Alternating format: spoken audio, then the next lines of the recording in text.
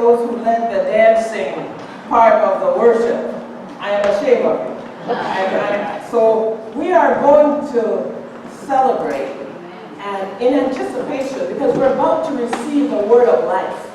So we open up ourselves in anticipation. Hallelujah is the highest praise you can offer to God. And last week we started practicing with dancing outside. It was awesome. And so we're going to start that again. And this is your invitation to be ready to receive the word of life and dance your hands up.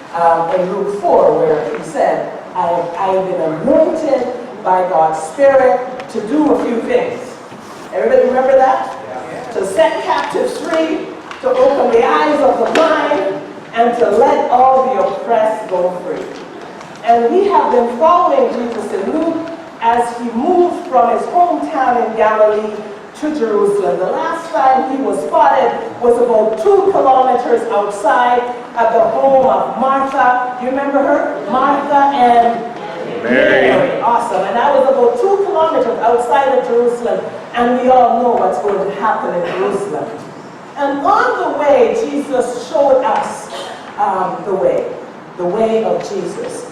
And so we saw Jesus come close to the enemy. And he reached behind enemy line and he healed the sick of the soldier, the centurion, just so. And then he kept on going, and then he ends up in the home of the establishment. Remember him, the Pharisees.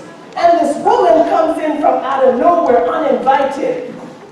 And Jesus receives her extravagant gift of hospitality. Because the text said that she poured out all she had, her tears, and she wiped her hair with her feet. And Jesus held her up as a model of faith in front of the establishment, the ones who were supposed to be upholders of the faith. And then he kept on going and he met Brother Legion, the mad guy, who was so crazy that they had to chain him in the graveyard. He was smelly, he was stinky, he was dirty. And what did Jesus do? He came close to Legion. Legion, what's your name? And he offered him the gift of a sound mind. And at the end, we hear Jesus saying, I want to follow you, Jesus. And Jesus said, no, go back, go and tell. And then he kept on going, and then he met the Good Samaritan. Right? The Good Samaritan. Everybody remember the story of the Good Samaritan? The man who Good Samaritan. The Samaritan, they were the enemy. They were not even followers of Jesus, God. And the Good Samaritan saw somebody in need, saw the mess, the blood, the wounded, came close. Brother, what's your name? What do you need? Actually, he asked no question. He just attended to the need. We have been breaking open the gospel, the mission and ministry of Jesus. And thanks be to God this morning, we have a guest, Reverend Starr, who's a community pastor and an advocate. And Luke keeps telling listeners, go and do likewise. True blessedness in Luke, those who hear the word and do what? And do it. He said, go and do likewise. Blessed are those who hear and do the word. And we are grateful that we have doers in our midst. We have lots of doers at St. Stephen's. We're a church who's busy in outreaching to the community. But we also have lots of folks outside the community who go beyond what we are capable of doing. And one of those that I'm thrilled to introduce to you this morning is Reverend Starr. She has been recognized by all three levels of government, the federal government, provincial government, and the city, and our neighborhood, as someone who is a mother, a healer. She gets a call, she asks some questions, she shows up to provide healing, provide support. Not only does she show up, she stays with them, and then they become followers. They become part of the community of those who are wounded, but also offering healing to others. And so I'm pleased to welcome you, the Reverend Starr, who will be our speaker this morning. Please give her a hand.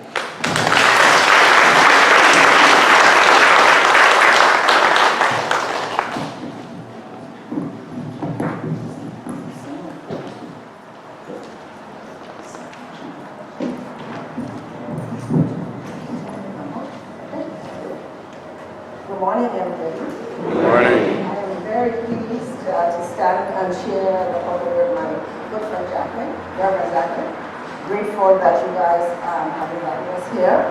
And I know she said about some of my other brothers too. Yes, they are, but these are also people from my church. If you guys are following Christ, you also know that he was a community worker. I consider him a community worker. Yes, he's God. I acknowledge he's God. He's God of my life.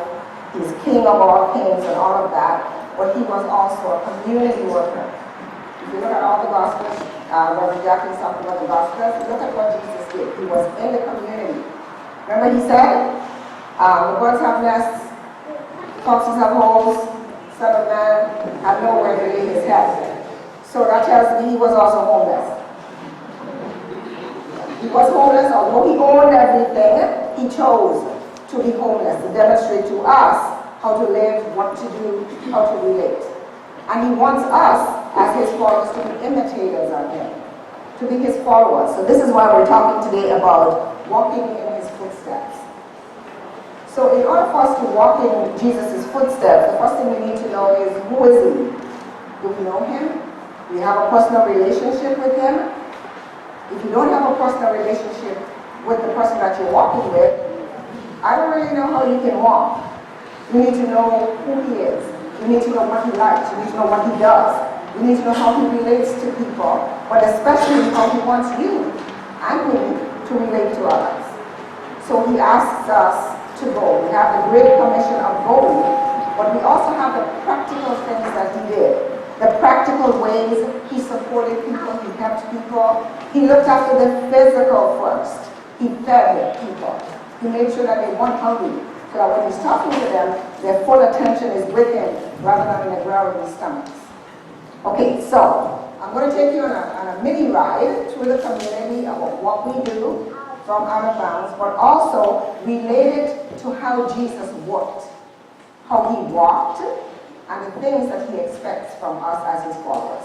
Okay, so here's a poll. How many people would honestly say, remember that God is watching you right now, how many people can honestly say that I am following in Jesus' footsteps? Put your hand up.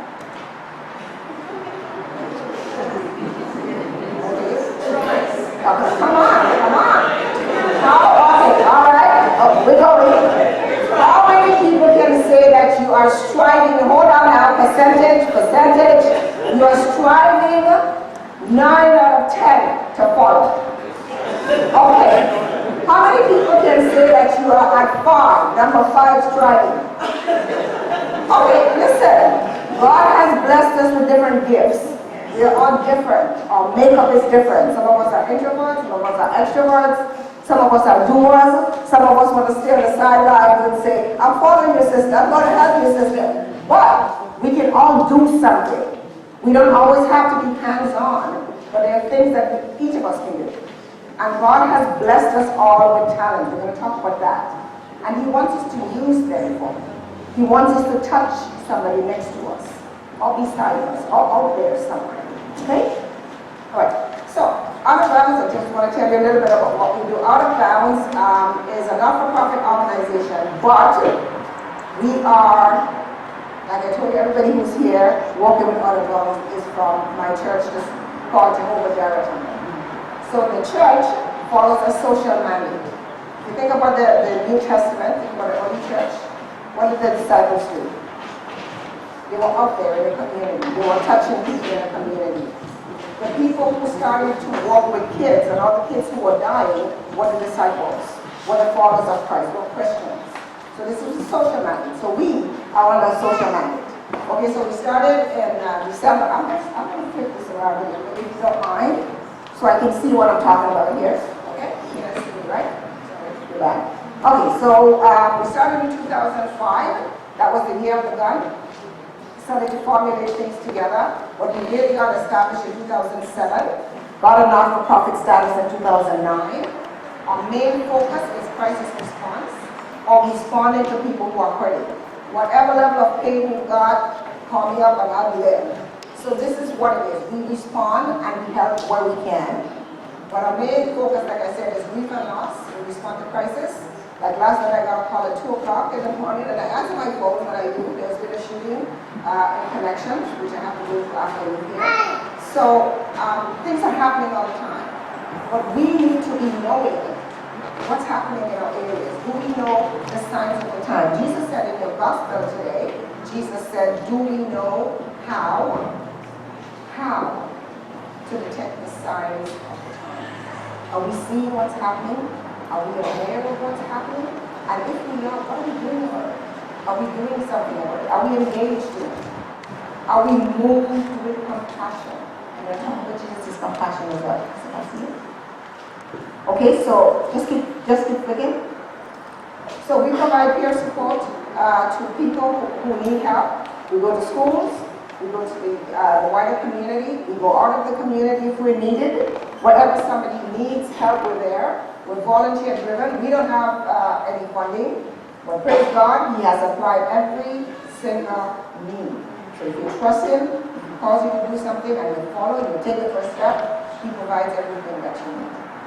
Okay, so we have frontline workers. We train frontline workers, Sister Constituent. We are at 45 Northfield Drive. We function out of 45 Northfield Drive, which is a school directly opposite 31 Division.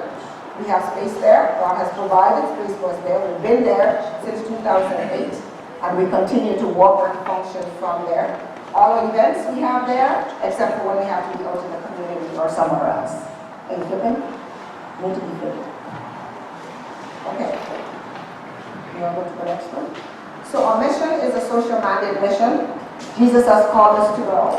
But the main thing that we focus on is comforting the sick, those in pain, building a sustainable network of helpers in the community. So when something happens, when I go back there now, I know that I can call somebody on the south side, I can call somebody on the north side, whoever is available to come and help. It's people, hands and feet. We work with what Jesus has given us. We have a body, and we use that body to help and to support help and to promote help to other people. Just keep going with it. I'll tell you when to stop. Okay. One of the main things that we also want to do, you want to flip back to, is to remove the silence that's there around pain and loss. As human beings, we don't deal with pain very well. We don't deal with grief and loss very well. We don't talk about it. Everybody is just in the background with it. It needs to be something that's out there. People need to know that you're hurting.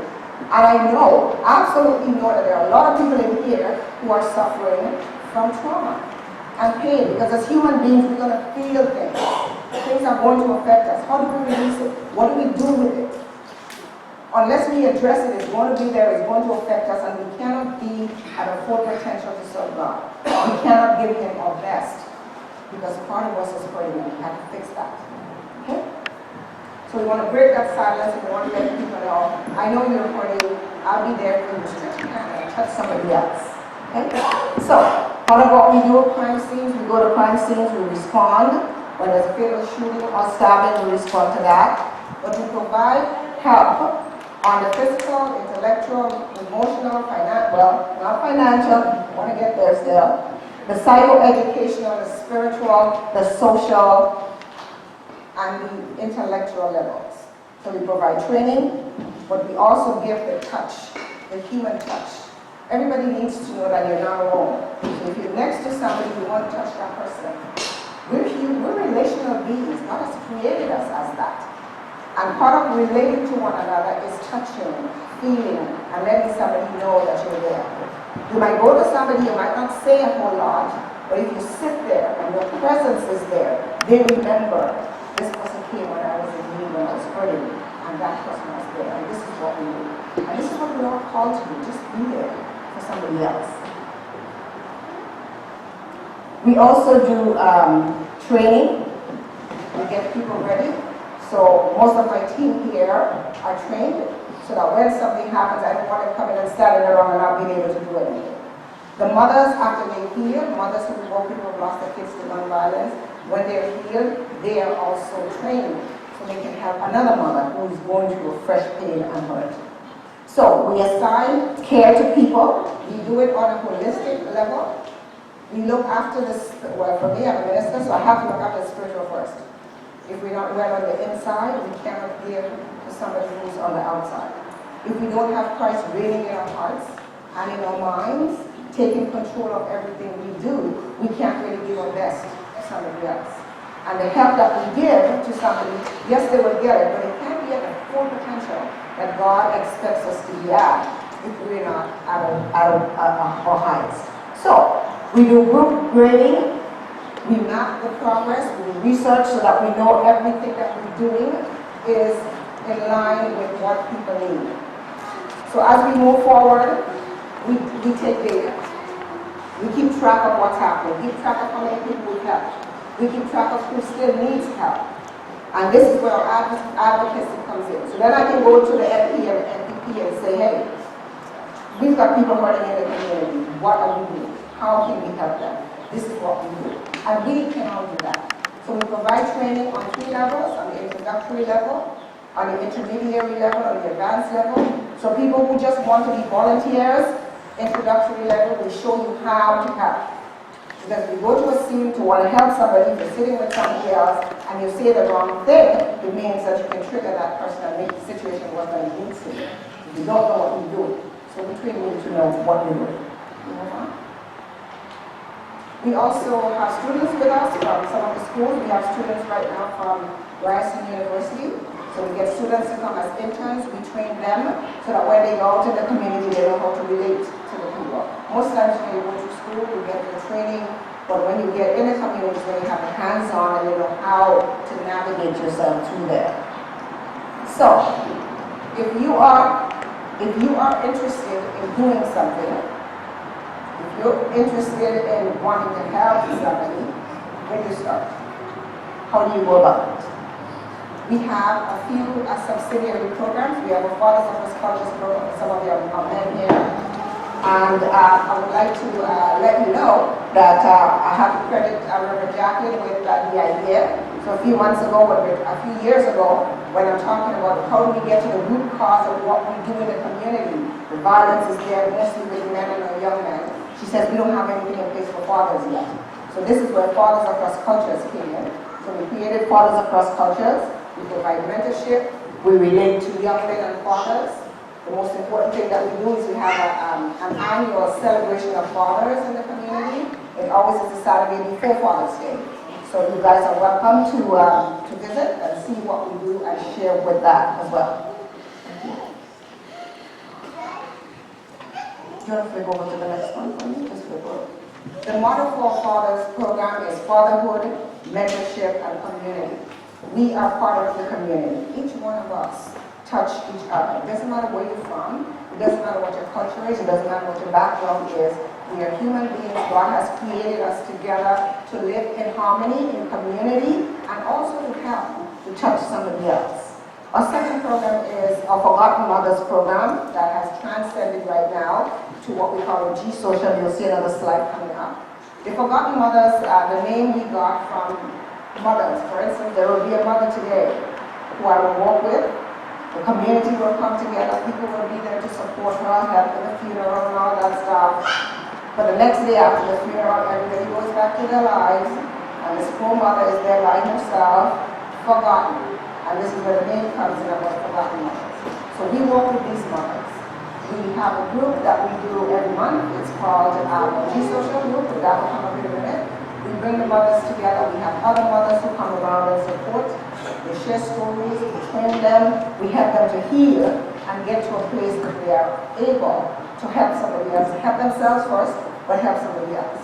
One of the mothers that we have that lost her child 3 years ago, next Saturday at Oakdale Community Center, so here's a plug. At Oakdale Community Center, we'll be having an OK tournament. That's what it's called. O for OK, K for Kwame.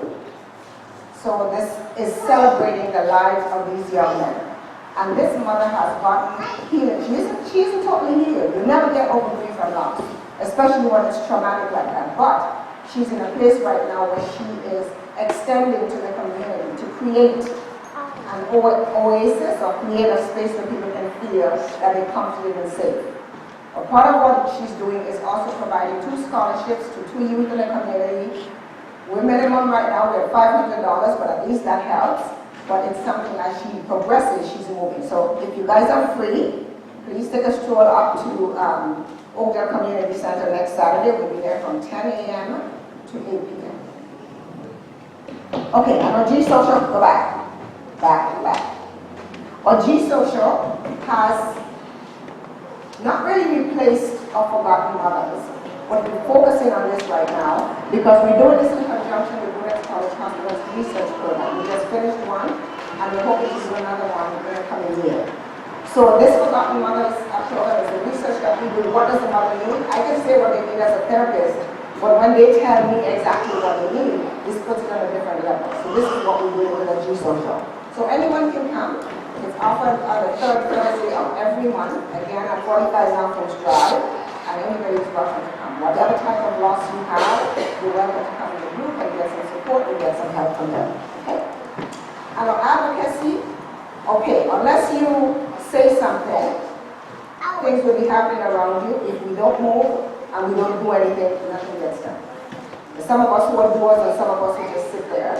And there are people who are seeing and not doing anything. If you see something, if you're noticing something is wrong, if you're a Christian, if you say that God is in your heart and you're following Christ, it means that God, the Spirit, is pricking you to do something. So don't come tell me, don't go tell somebody else.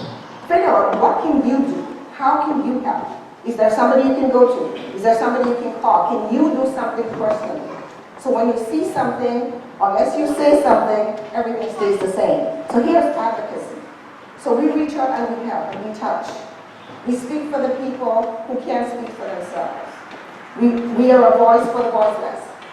And we can all play a part in this. Doesn't matter what kind of state you're in. It doesn't matter what personality you have. God has blessed us all with gifts. And we can use those gifts for His glory and praise. Okay. So reach out, touch somebody. The highlight of what Other Bones does is we have an annual remembrance. It's always on the 1st Saturday of December, where anybody in the GTA, wherever you are, whatever loss you've had, you're welcome to join us. We celebrate the life of the person. We have a table and memorabilia, and you can bring a picture of the person. We have tea lights and stuff. We always serve dinner first. We always feed you, and then we deal with you. So the same with Father of us cultures, we have a dinner, and then we have the show. In December, we have a dinner, and then we have our remembrance.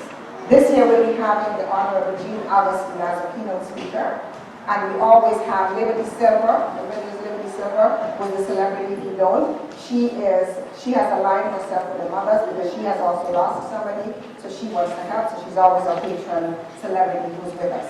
So, book that in your calendar for Saturday, December. This year is going to be December 3rd. You're very welcome to join us. So, we here in the gospel that Jesus was always moved with compassion. If you move with compassion, what is it? What does it look like? Jesus showed us what it looks like. He was always reaching out to touch somebody. He went to the unfriendly. He went to the sinners. He went to the people who people wouldn't even want to sit beside. He talked with people who we would feel he's a God. He wasn't far removed from the human suffering around him. And he was always reaching out to touch somebody. He's calling us as his followers, if you're following him, to reach out and touch somebody. What talents do you have? You might think that you don't have anything to give, but just smiling at somebody or going and sitting with somebody makes a difference. Even if you can just give a toonie to somebody, everything makes a difference. The day is going to come when Jesus is going to ask us, all of us, who claim that we are followers of him. He's going to ask us, like the parable of the talents, what did you do with the 1 talent I gave you? What did you do with the 2, 3, 4, or 5 talents I gave you? How are we going to answer? What are you doing? There are all kinds of things you can do. There are places around, even if you see a kid on the street that you can help, talk to, or even approach. Like, there must be something that you can do. What are you doing with the talents that God has given you? And how are you using it to please him? Are you following his footsteps? He has invited us to go out there and do likewise. Are you doing likewise? If God is looking at you right this minute and saying, okay, I'm going to look at St. Stephen's Church on Jane Street, and he's going to do the same scan, and your number comes up, where are you at? Will you be weighing the balances or who you wanting? Would you think he'd be saying, well done? Or he's going to say, man, I'm so disappointed in you right now. I want to be the person that Jesus says, you know, you've done a good job. We're striving. We are different. We are on different levels of personality, activity. I'm somebody who's just bubbly and all of that stuff. I'm a touch of feet of prison. Some people are not like that. But whatever God has blessed you with is something that you can use for him. And you can go out there and do as he did. He showed us already. Go to the Gospels. Go to Mark. Mark has all the practical stuff. But you guys are in Luke. And in Luke, he's saying to you, go out there and do likewise. So that's it. Okay. Social ministry involves all kinds of things. I took this from the Catholic website. Just to kind of give us an idea of where we're at. So, on the corporate works, which is the physical, the corporate works, which is physical stuff, hands-on, feed the hungry, drink to the thirsty, clothe the naked, shelter the homeless, visit the prisoners, comfort the sick, bury the dead. These are the corporal things, the physical things that you can do. On the spiritual level, you can teach somebody. You can tell them that God loves it.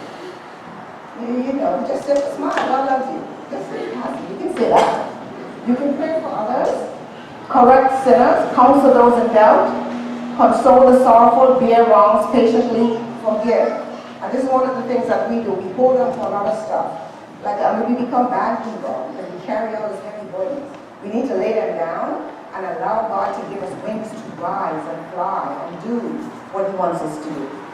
So, socially, we can go out there and help somebody. So, part of the verse that we read today from Luke says, why do you not know how to interpret the present time? What times are we in? Have a look. There's violence everywhere. There's pain everywhere. There's suffering everywhere. What are we supposed to be doing? We're supposed to be reaching out. Your neighbor. Just have a look around you. If God's showing you something, if the Spirit is showing you something, it means that God wants you to do something about it. Because we are his hands and his feet on earth. When we are here, okay, we have an invisible God, but we know that he's for real. We can feel him. The Spirit moves us. I was really happy to hear you guys because I'm thinking, man, these guys are probably going to sing some slow stuff today. But listen, when I heard these are the days of Elijah, you're going to see us. We worship with drums and we dance like really. David danced to God with all his might. I danced when we were giving God praise. So I was happy to, thank you. I was happy to hear that. I want you to do something. What can you do? Figure out what you can do. Can you volunteer something? After school program, whatever it is, find something. Because God is going to call us all into account and ask us, what did we do with the talents? And if you've got some talents that you're wasting, you know He's going to take it away from you. He's going to give it to the guy who has 10. Remember that. So you're going to end up losing. Okay? Let's put it there.